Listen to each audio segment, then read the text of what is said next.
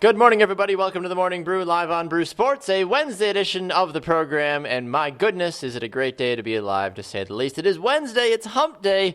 But more importantly, Jaymee, tomorrow, I know you're not really a huge Star Wars fan, but tomorrow's May the 4th be with you. For those Star Wars nerds out there, I know a lot of you are really excited about that. But more importantly, for what you probably do care about, Cinco de Mayo is on Friday. You're going to have the alcohol, the tacos, the taquitos, the anything with the Ias and the Ios and the yummies and all that good stuff. It's an exciting time, to say the least. Chips, salsa, guac, everything you need. Just another excuse to drink. I'm a big guac fan. Big guac fan? Do you make your own guac, or you just you have a specific thing? I don't typically like avocados, especially not by themselves, but I do like guacamole and chips. Oh, wow. Okay. Mm-hmm. Guacamole and chips. Because then it doesn't just taste like... What was that? What? Yeah. I gotcha. Fair enough. Well, I'm sure you have lots of exciting reasons to be alive today, Jaymee, as many people do. But more importantly, Nashville Predators winning Game 3 last night. Or Game 4, rather. They're up. They've got 3-1 over St. Louis in a very exciting time. But we'll talk about that, I'm sure, in just a little bit. But we do want to remind all of you that we are broadcasting live here on Facebook, on YouTube, and on Spreaker.com this morning. A very good morning to all of you. We've got some great questions of the day coming at you today. The big question, first and foremost, is how do you think Jaymee should celebrate if Nashville wins the Stanley Cup? I think that's one question that I think a lot of people are going to have a lot of fun with. The other good question today is, and we've talked about this a lot, is Mario Kart the greatest of all time, or the GOAT, as people like to call it? Because people... Like, somehow, some way, when you start to have the Mario Kart conversation with people get real fired up. Right. And they just start throwing blue shells, and it gets real nasty up in here. So those are the two questions of the day I feel like people need to help us figure out this morning. Liz, of course, chiming in right away. She says, guacamole, ole! So she's very excited. Cinco de Mayo is a very big thing that we celebrate in the Colburn household. We have Will Hispanic. You guys be making tacos? I hope so. Taco Friday, that's a thing, right? It is when it's Cinco de Mayo. Exactly. And the fact that Cinco de Mayo is on a Friday, I mean, people are going to be like getting lit probably as early as tonight, probably. Like, what? Not going to work on Friday, boss. It's ridiculous. But I'm glad that people can get excited about that, that's for sure. So it is the What's Brewing segment. We're going to be joined by Keith Haney and Dara Bittler a little bit later on in the program to talk about a whole host of different things. But very first and foremost this morning, it is the What's Brewing segment. Jaymee, you got something to lead off for us this morning. What do you got? I do. I think we should talk about how Sidney Crosby is. We talked a little bit about it yesterday, but he is out for Game 4. As we all know, Baxter loves in the hockey world that they tell you it's just an upper body injury, lower body injury.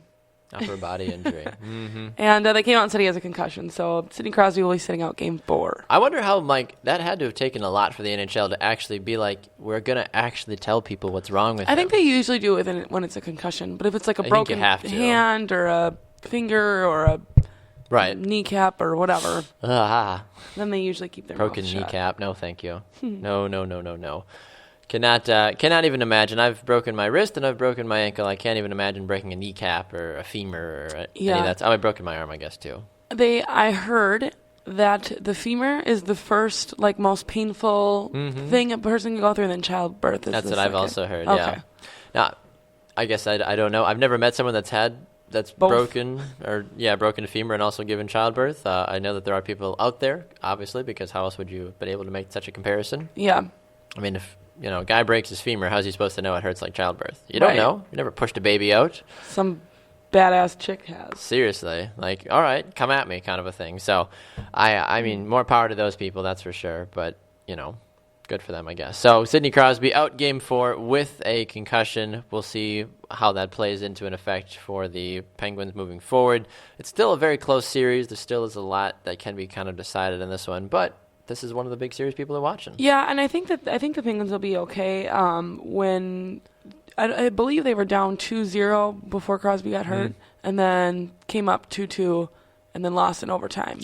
But Crosby was out at the beginning of the third period, so I don't know. They were able to rally. I think they'll be okay. It'll be good for them. They'll be able to see if they can. I think so move too. On without their star guy. The star guy. And I think, too, and I mentioned this yesterday, the underwhelming press on a guy like Evgeny Malkin as well, too. I'm excited to see what he can do now, being more of that focal point for the Pens offense to kind of power them through without Crosby. So looking forward to it. Chuck wants to know, how many concussions is this for Crosby now? It's an alarming amount. I don't know off the top of my head, but I'm sure it's he's got to be getting up there. The fact that once you get that second concussion, people usually start playing the, oh boy, like the times are ticking away now. Let's see what's going to happen moving here on out. So hopefully Crosby recovers soon, but I don't know if you were able to find an official number on Crosby or not. I think I did, but it's loading. My guess would probably be like 4 or 5. Is that too high? I don't know. Or is that not high enough? Let's see. It's 1 in 2011. Goodness. 2 in 2011. 2. Oh boy. This is a terrible article. Man, oh man. I just need like a number. Like I'm not asking for like, I don't need a full breakdown of every single time, the rotation of the sun and what the Dow Jones was at that time. I just need to know how many concussions. He had a broken jaw at one point. Does that count as a concussion if you break your jaw? I don't think that counts. I'm not sure. I'll report back in a minute. Please do. Anyway, aside from that, from the What's Brewing, if you haven't heard, for those of you that are big Beyonce fans, she's releasing a full collector's edition of the How to Make Lemonade box set. It features Beyonce's personal writing, some unreleased photos, and more. You can buy this for a cool $300. I'll be honest, when I first heard about this, I was like, oh, Beyonce's going to just release a little thing about how to make Beyonce's own lemonade. Like, that's cool. Yeah. And then I actually, read everything. I'm like, oh, it's just pictures, and it has nothing to do with drinking lemonade. I was rather disappointed. I'm not going to lie. Queen Bee can do whatever she wants, I guess. She can. Sell whatever she wants. $300, though, includes the album on vinyl and a 600-page book and much more. Does that seem a bit much though? $300 for something like this? Yeah, it's full color though, so I guess that makes up for a little bit of it, but still. So let's see. If you have it says the To Make Lemonade box set gives insight into making the multiple award-winning lemonade with a numbered collector's edition coffee table book, a vinyl, and audio and visual album downloads. How many people have a coffee table that they actually use? That's the real question. I mean, that's great for magazines and all that fun business, your but feet. Right, exactly. I don't leave if my grandparents are coming over to the house, I'm not going to have my Beyonce lemonade book on the coffee table. Granny I'm going to go get Good Housekeeping or Made in America or whatever, some non thing with Beyonce. But what's this rubbish? When you're Queen Bee though, you can do whatever you want. That's true. She's still pregnant too, isn't she? Yeah. I could be totally wrong about that, but she is. Yeah, she showed up to the Met Gala and all that fun business as well too.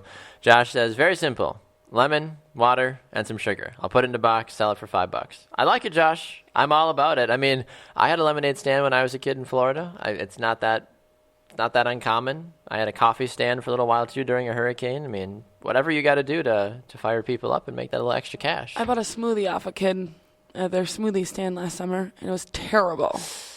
And I even got the large. It was awful. I'll never do it again. Did you give him a 1-star on Yelp, or what'd you do?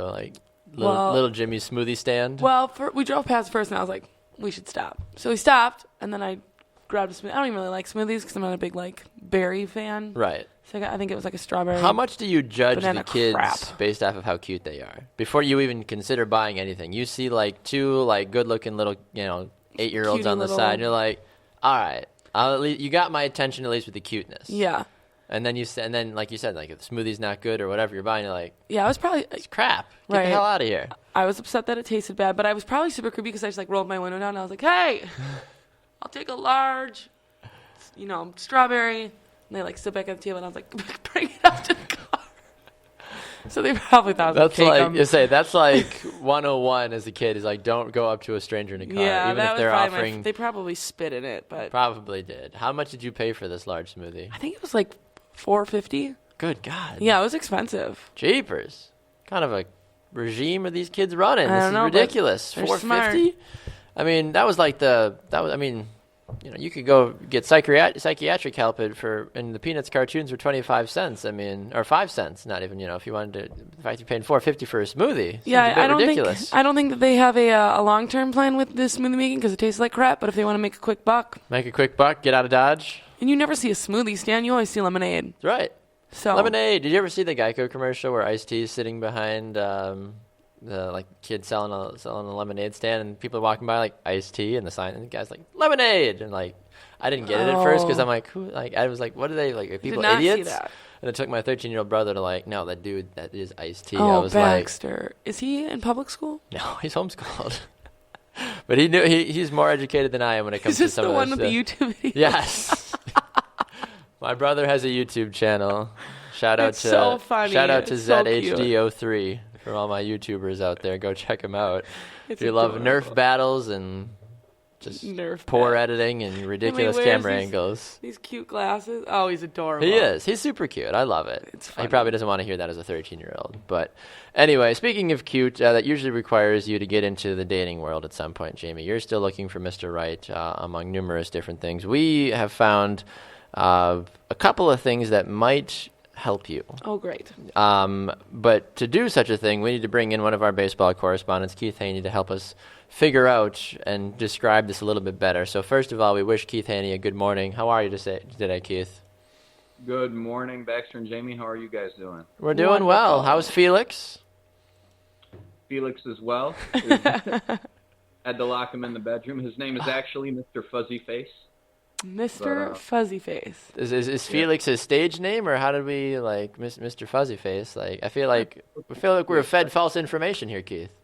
I think you just gave him the name Felix, and I was. I thought you gave us. I Where don't did I know. get Felix from? I don't then? know. I would never Oh. say a cat's name wrong. His name is Mr. Fuzzy Face. Maybe you were embarrassed when he knocked over your camera, Right, so you're you like, just gave him Mr. Felix. like a basic cat name. Yeah, it's Felix the Yeah, right. cat.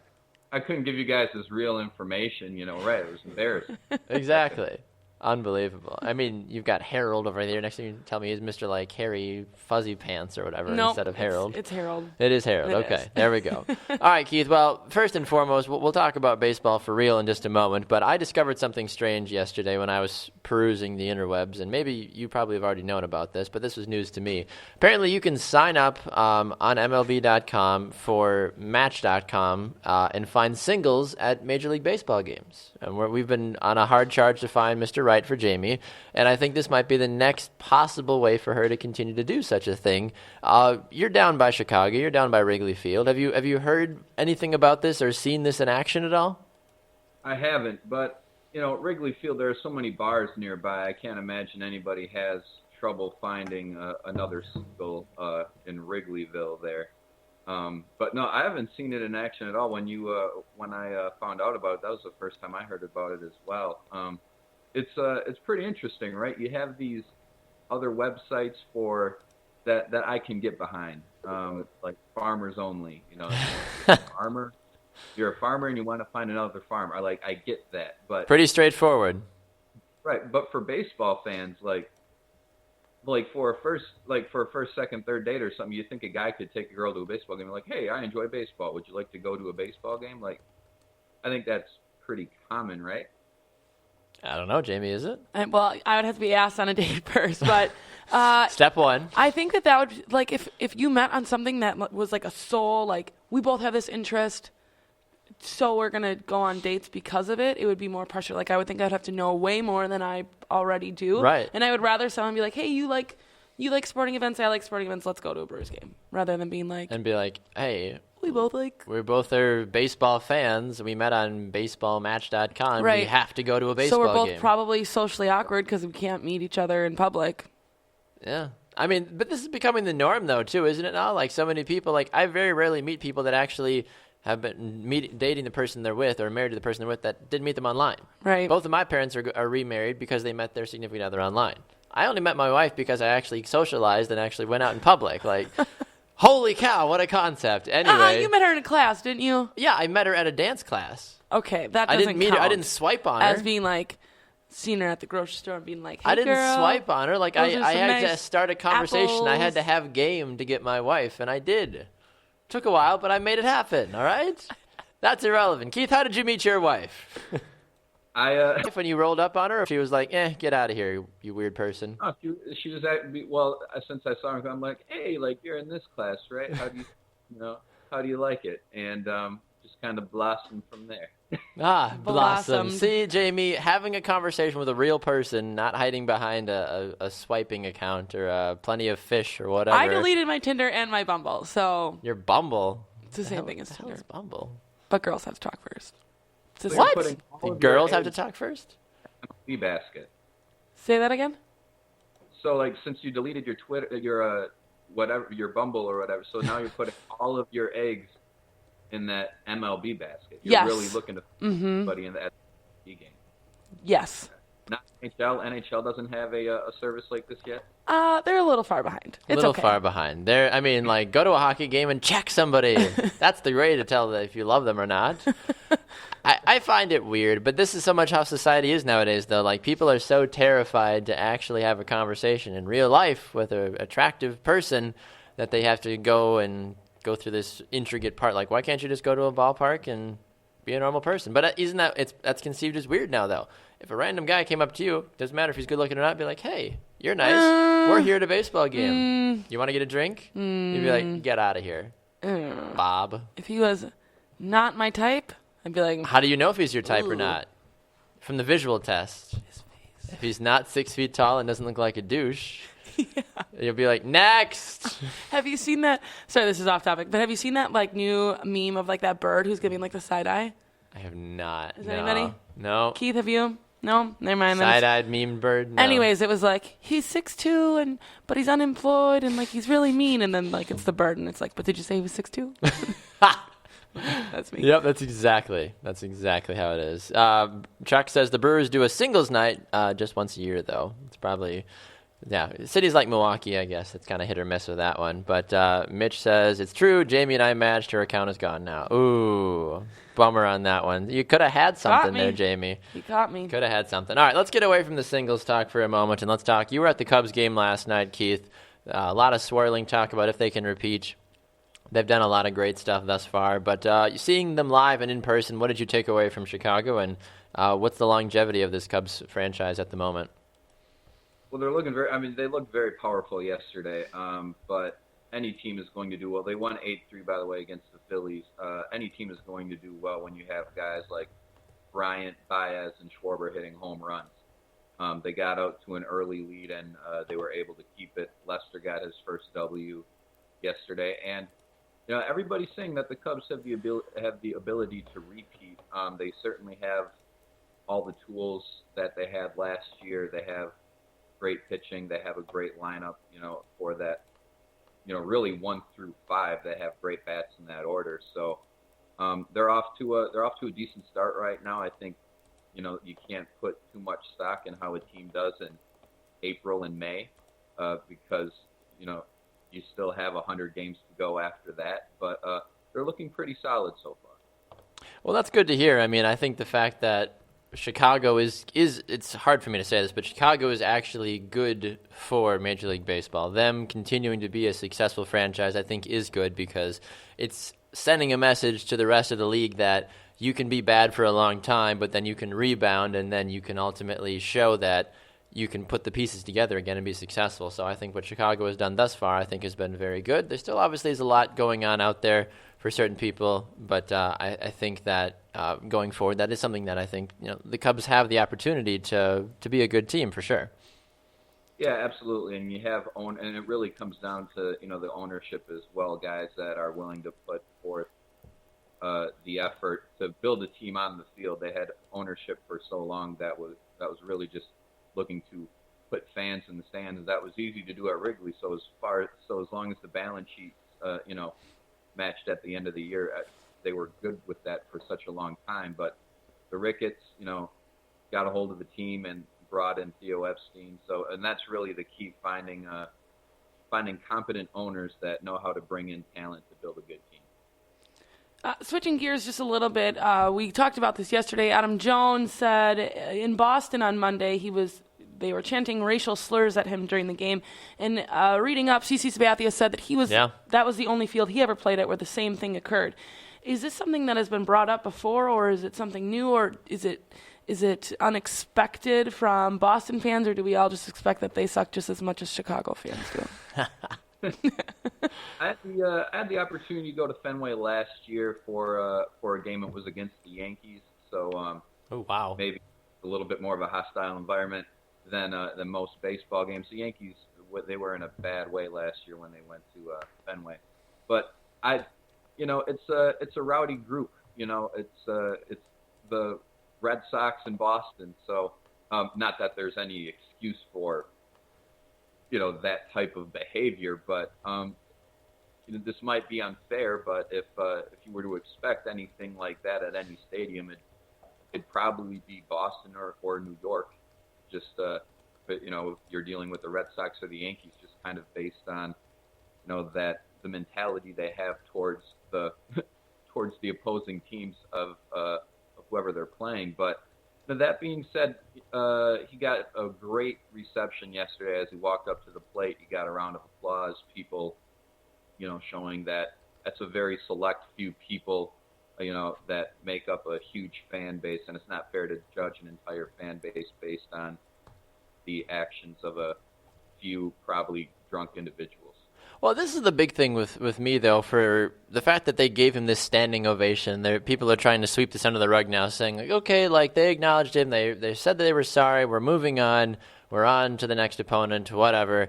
This is going to keep happening until the Red Sox actually come out and put more of an actual stomp on it. I mean, I understand, they sent him a letter. Oh, that's very nice. I remember when a letter actually meant something. Unless the Red Sox players themselves, who actually have way more pull than the team does, come out and actually start speaking against the racial chants, the Red Sox fans care more about what their players do than what the organization does. Like if Green Bay came out and said, we will not support racist, whatever, but if Aaron Rodgers came out and said, I'm not going to stand for it, Packer fans are going to listen more to Aaron Rodgers than Ted Thompson or whoever, because they care more about what the players think than what the organization thinks. So I think that Boston needs to have its players step outside a little bit more and actually take a bit more of a stand, in all honesty. I hope they do, because I think something like this is absolutely unacceptable. And it's 2017, for goodness sakes. This isn't the 1920s or earlier when there was all these racial chants, or God forbid, even when slavery was going on. Like, that makes obviously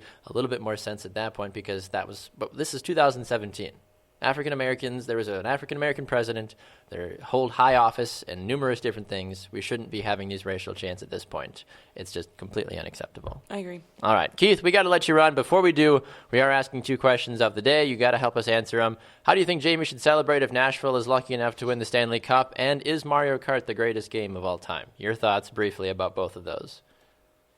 Well, if Nashville wins the Stanley Cup, I think you have to celebrate however you think they would.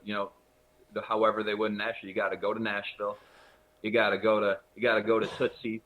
You got to listen to some country music and drink whatever local beer they got out of the Stanley Cup if you're lucky enough. And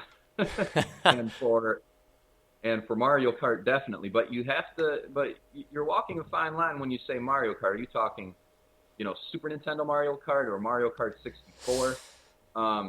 But either way, that whole franchise, yes, that is probably the greatest video game franchise of all time. Okay, there you go. I appreciate it, Keith. Where can people find you on social media, sir?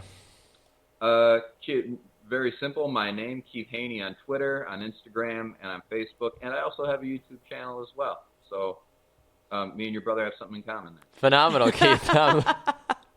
Looking forward to it. Thanks so much, Keith. We'll talk to you soon, sir. Thanks. Have a good one. You as well, too. I love it. Maybe they should guest appearance. Have a guest appearance on each other's shows. I hope he has another set of goggles for Keith. I make fun of my brother because I love him. That's justifiable, right? Mm-hmm. That's justifiable. You can make fun of somebody if you love them. Yes. Okay, that's why I make fun of you. Oh. Because I love you. Thanks, Bax. A lot of love on the Morning Brew. That's for sure. We are asking those questions, and Keith alluded to the YouTube bit as well too. Brew Sports is on YouTube as well. You can go to just search for Brew Sports on YouTube. You can subscribe to our channel there. Catch all of our shows that way. We have broadcast live on there, on Facebook, and on Spreaker.com as well too. So numerous different ways to get at us, as the kids say. Keith's saying he's rolling up to his wife.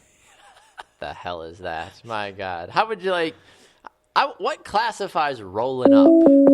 I feel like it's how does that work? I don't know. How do you roll up to I somebody? actually almost feel like rolling up is creepy. Hey, you're in line getting your chicken tenders at the local, what do you say, bar and grill? No, he's at the bar and grill. And he's like, hi, Stephanie.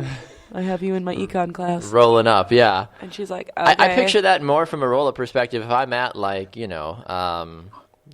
roller rink, you roll up. Oh, okay. Kind of thing, or just a quick stop. Yeah, look hello, at him. Stephanie. I don't know what her name is, but I don't know. I would assume it's Mrs. Stephanie. Fuzzy Face or whatever. Yeah. I have no idea. Where did I get Felix from? I have no idea. I have no idea either. It's It's a weird world that we live in, Jaymee. I don't understand what's going on. But I do want to briefly talk. I want to check at the comments here fast before we get on to anything else. Luis was saying that Mario Kart and Pokemon Stadium are his favorite games of all time. Okay. He also says The Legend of Zelda, Ocarina of Time, the Holy Trinity of video games are those three that he mentioned, apparently, in his opinion. I never played Legend of Zelda at all. I've heard it's phenomenal, but I mean, otherwise... I played it. I used to make my brothers play it up until the point where you got to ride the horse, and then I would just ride the horse around. Like, just let me ride the horse. Yeah. Mm-hmm. Yeah, I mean, Jesse says Contra. That's another one, too. I've heard of Contra. I've never heard of that. I don't know. I heard there was a ban on it, though. Ha, Contra ban. Anyway. No? Okay. Anyway. Wow, I'm just... It's a tough crowd today. Tough crowd. Real quickly, yesterday, if you didn't hear about this, Jamal Charles signed a 1-year, $3.75 million contract with the Denver Broncos. He passed his physical.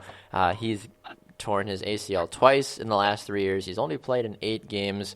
Yet the Denver Broncos thought that they would go on a limb and try to bring him in. We have one of our NFL correspondents, Dara Bittler, with us this morning. She's sideways for some reason, but I guess that maybe just makes the interview that much more interesting. There she goes. Now you're good. Now she's straight up and down. For some reason, Dara, you were sideways, and I was like, maybe she's Spider Woman, and she's just. I actually flipped my phone horizontally like I was supposed to. Go figure. No idea. But for some reason, you're completely fine now, Dara. So we'll roll with it this way. But the big news coming, of course, yesterday. You're very vocal about this on social media. You're a Chiefs fan. You lived in Kansas City. Now you're in Denver. Or you're in Colorado now working. So you're in Bronco Nation. What's been the buzz of the Bronco Nation thus far? Now that Jamal Charles has saddled his horse and came to town. Oh, the Broncos are so excited about it. All the players, all the fans. I've been kind of talking to some people in my newsroom this morning about it, and the consensus is, this guy could help us get back to the Super Bowl, and this is an awesome thing, but I think they're crazy. Well, that's the thing with this. I mean, this is a guy that has played literally 8 times in the last 3 years. How effective can you actually be with tearing your ACL twice? I mean, that's what we had said a couple weeks ago. People were nervous with Adrian Peterson. Right. Hasn't really played a full season in a very long time. Is he really as good as they say? So I can totally understand. Yeah, it doesn't make a lot of sense to me, honestly. So why, if you're Denver, if you've got already another injury-ridden guy like C.J. Anderson on the roster, why take a chance on another injury risk? I feel like you're putting yourself in the hole more to try to potentially lose both of your running backs because they can't stay healthy. Right. Well, he's kind of a low-risk guy right now. I mean, they didn't spend a lot of money to get him. 3.75, and that's not guaranteed. That's, with I think like workouts and everything else. So I mean, I think it's guaranteed like $900,000, and then if he makes the roster, 46-man, etc. So I don't know how effective he really can be after being out for so long. He's almost 31 years old. So he says that he's out to prove everyone. I was reading some stuff this morning, like, I'm out to prove everyone. I'm here. I'm back, and I'm going to have a comeback season for the ages. So, I don't know. I would sell that one. So, we'll see what happens. Yeah, I'd agree with you on that one, honestly. You can talk the talk as much as you want, but when you have 2 ACLs that have just been shredded the last couple of years, I don't know how effective you're going to be, honestly. That's what I worry about. I like when people talk a big talk, and I don't know if I like it better when they succeed after talking a big talk or when they fail. Feeling kind of makes me feel a little fuzzy, like you cocky son of a gun. Like, shut up. Okay, well, Dara, we got to ask you this. This has been the running thing this morning on the show, to step away from football. We were talking with one of our MLB correspondents, Keith Haney, before we had you on, about how you meet your significant others. There's something that MLB.com is doing, that they have a partnership with Match.com. Did you and your husband meet in person, or did you have to swipe right on him to meet him? Okay, see, I am way too old for that. You can't be that old. Come on. No, I met my husband before this whole Tinder and dating stuff came out. It wasn't really big. I've been married for, I guess, 3.5 years now, so I'm a little older, 27. We met in college. How is everybody married that we've talked to this morning? What am I doing? We're trying to send a message to you, Jaymee. Got to settle down. Yikes.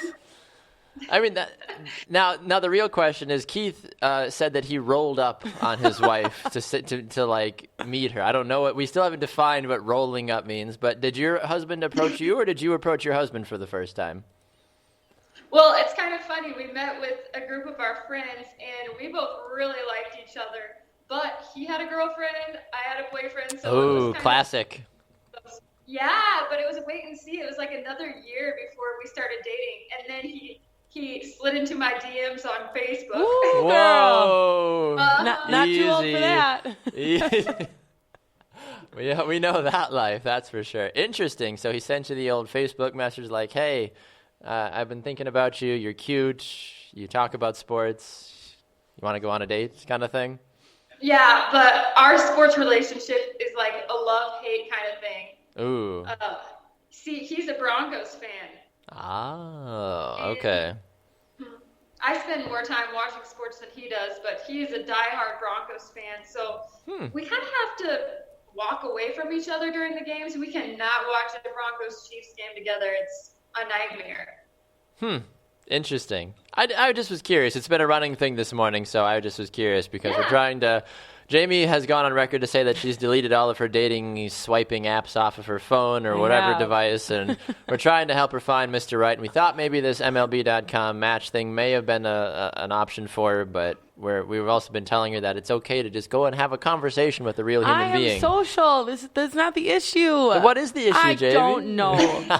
Are you going to download this app? All right, girl, I already had it. I've deleted it.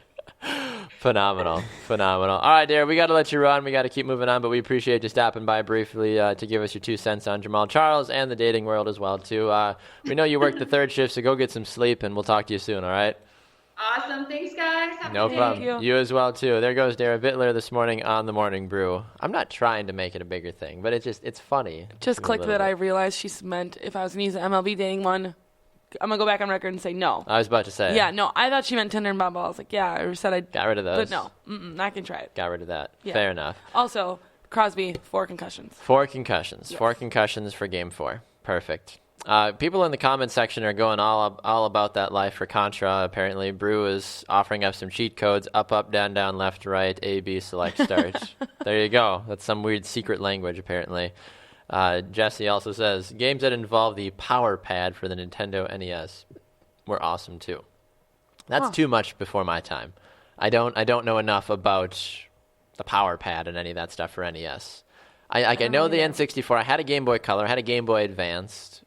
But is the power pack just a thing that clips on the bottom? I think of the it gives you like the rumble. Okay. Like, oh, I feel like I'm, like when you shoot somebody or you get tackled, it's like, oh, I feel like I'm there. It's like, it's just something vibrating in your hands. Any other context, it's super weird, okay? Like, nobody purposely wants vibrations in their hands. Right. But it's rather strange. I don't understand that. Jesse says, isn't rolling up to something you do before you do a drive-by? So that is the first thing I thought of. But then I was like, okay. I mean, it's amazing what you can Keith do. doesn't look like he Keith? does drive-bys. He does live in Chicago, though, so maybe. Luis says, Diddy Kong Racing, one of the most underrated video games. I am going to back this 100% because... Diddy Kong Racing? Yeah, so... Okay. When I go to Nashville all the time, I stay with my best friend. She has a Nintendo 64. And I don't know, we were super hungover one day, so we were playing Nintendo 64. And I was like, this is a stupid game.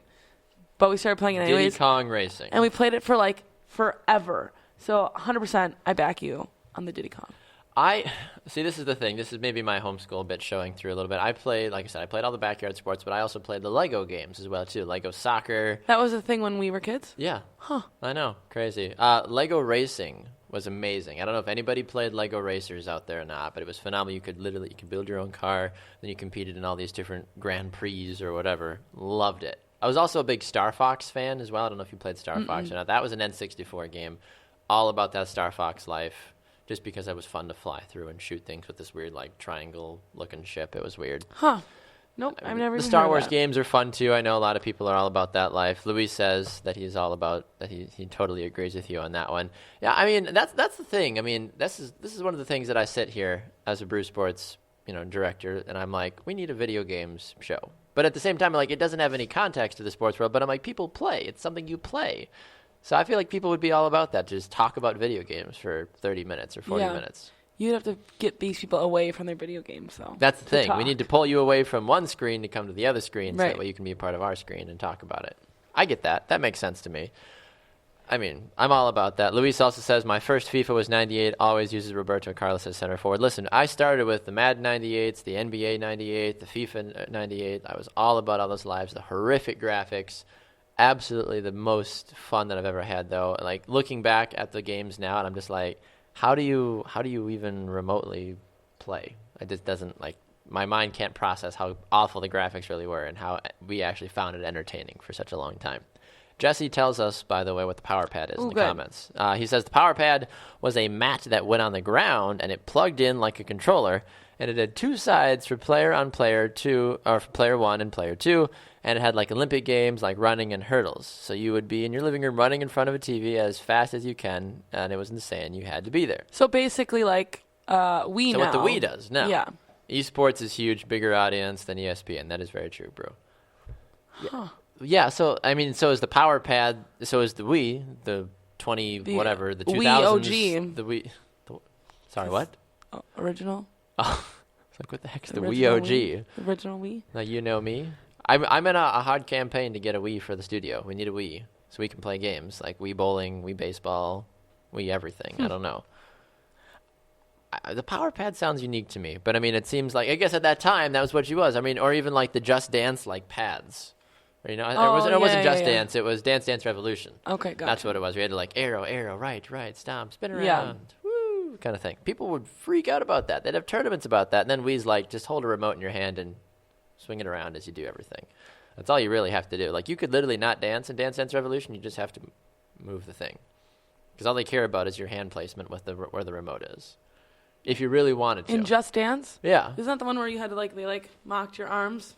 Well, that was for Xbox, right? Yeah, that's for Kinect Xbox. or But for whatever? Wii, though, you just literally have to have the remote in your hand. Okay. So as long as you're moving the remote where you see the person's hands moving, Gotcha. you know, kind of thing, like, you got to just follow it along. That's all you got to do. I saw that. You're welcome. My God. Anyway, yeah, Jesse says, yes, the power pad was the OG of Wii. All about that life. So I think from what I've seen in some of the comments, though, a lot of folks are saying that Mario Kart is the greatest game of all time.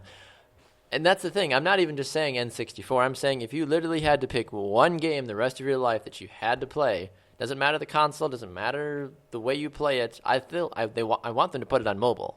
I really, really do, so that way I can actually play it again, because it's expensive to try to buy an N64 and then buy the game again. Yeah.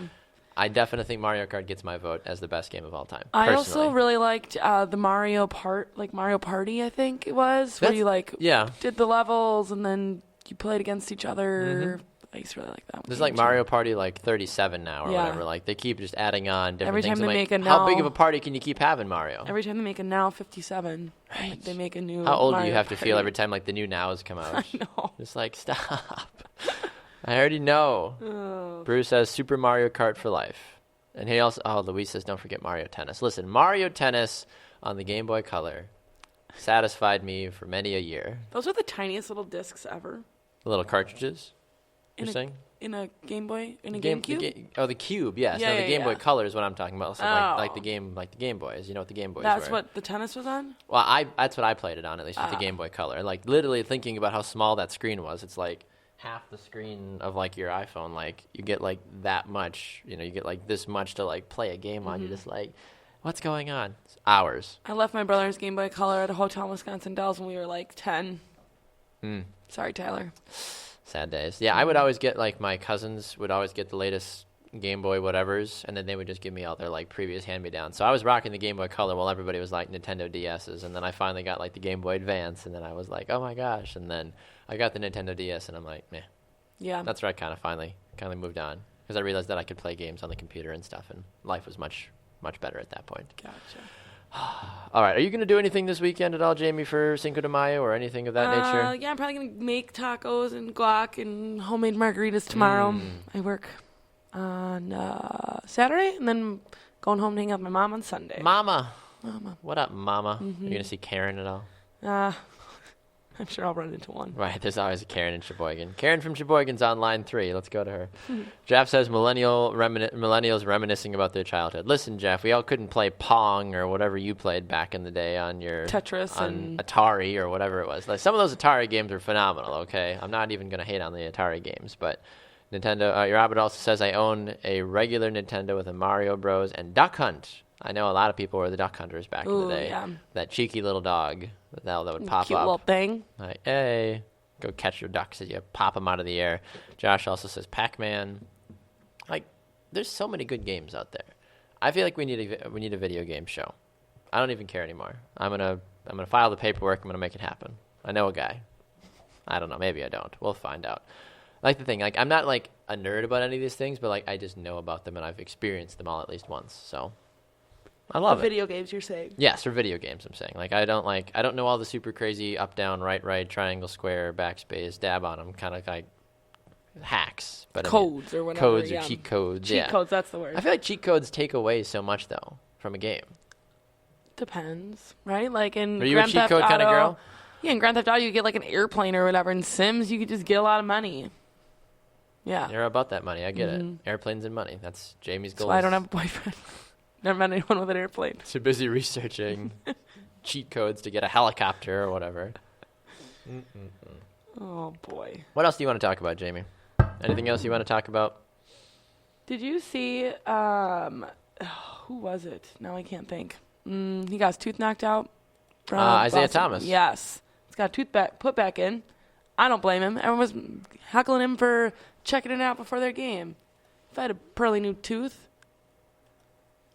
I'd look at it. You ever lost a tooth? Like On accident? Yeah. Like a tooth that I wasn't supposed to lose? Right. No? Have you? No? We were actually just talking about this at work yesterday. About like if you lose a tooth, can you just like stick it back up in there? And I was like, no, it's bone. You'd have to like put a bracket and like all that stuff, but you can. What, you can? Yep. Really? Yep. It's but just it's gonna, more like- common in children, and it should only be done with adult teeth. So like usually when you're an adult, then they'll just like cap Wow. it. I had no idea. Me either. That's how I looked it up. The more you know. How interesting. No, I had no idea about that, honestly. I mean, that's the interesting thing when it comes to teeth as a whole is that, I mean, when people get their tooth knocked out, they have to get, like, the fillers or whatever. Like, that's why people that work in dentistry are phenomenally rich because people need their teeth. People want to look good. Their smile is everything. Right. Teeth is such a big thing. It's true. So, I mean, and obviously it didn't affect him last night. The Celtics won their game against the Wizards, scoring in triple digits. So good for the Celtics to keep that series rolling on. So we'll have to see what happens with that one. Rolling on. I know the NHL playoffs, of course, are still rolling as well too. Yep. Any couple of thoughts about that, especially after Nashville takes a 3-1 lead, or any of the other series quickly? I was excited to see that the Rangers are putting up a little bit more of a fight. They finally won against Ottawa yesterday. Obviously, everyone knows I'm excited about the Preds. Probably sick of hearing about it. Not at but all. I am not. You're not sick of hearing about it? Nope. I'll listen to myself talk about the Preds all day. Penguins Caps, that'll be interesting to see how that plans out. Game 4, obviously.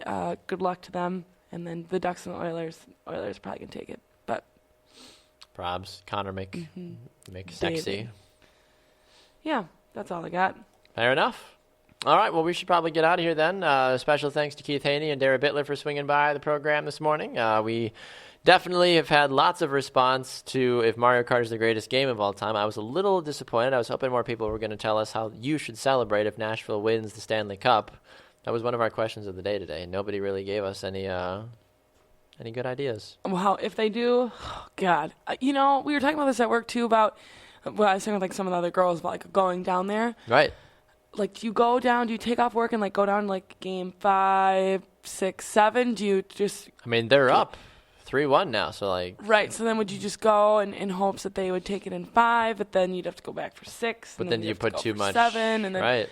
who has that much vacation? And then I'm just hoping work will take us, because that would be cool. I'll pay for it. Just bring me there. Seriously. But we'll see. So I'll be hungover, so be prepared for that. A lot of that depends on the team they have to face, though, as well. In the yeah, finals. if it's like, yeah. But...